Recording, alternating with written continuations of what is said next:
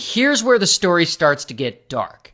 At her job at the medical examiner's office, Kristin is in charge of the logbook, where they log some of the evidence that's sent to them. Sometimes that evidence will be drugs, sometimes that evidence will be meth, specifically. So Kristin is around this meth all day, and eventually she becomes tempted to take some. And ultimately, she does. And then, of course, she does it again, and again, and again. And before long, she has fully relapsed. Now, inevitably, Michael ends up finding out about all this. I mean, he's her boss. Of course he finds out.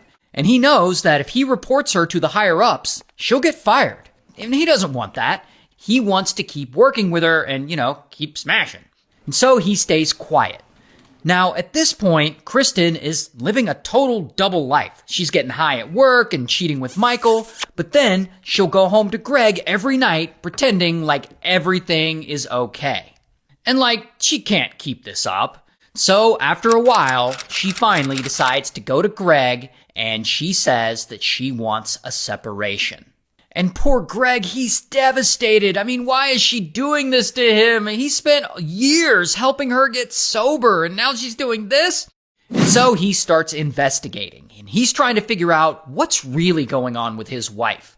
And that is when he finds a glass pipe with some of her things. So he knows she's using again. He also finds a crumpled up love letter from Michael to Kristin. So now he knows she's having an affair. And all this pisses Greg off. I mean, not only that, but he's worried about Kristin too. I mean, she's an addict who now has unrestricted access to drugs at work. This can only go wrong. So he goes to Kristin and he gives her an ultimatum. You either quit your job or I'll report you and Michael to your supervisors.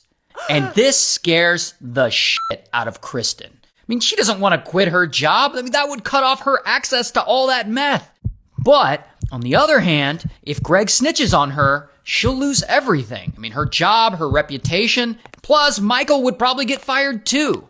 And she isn't about to let that happen. So she comes up with an insane plan to silence Greg.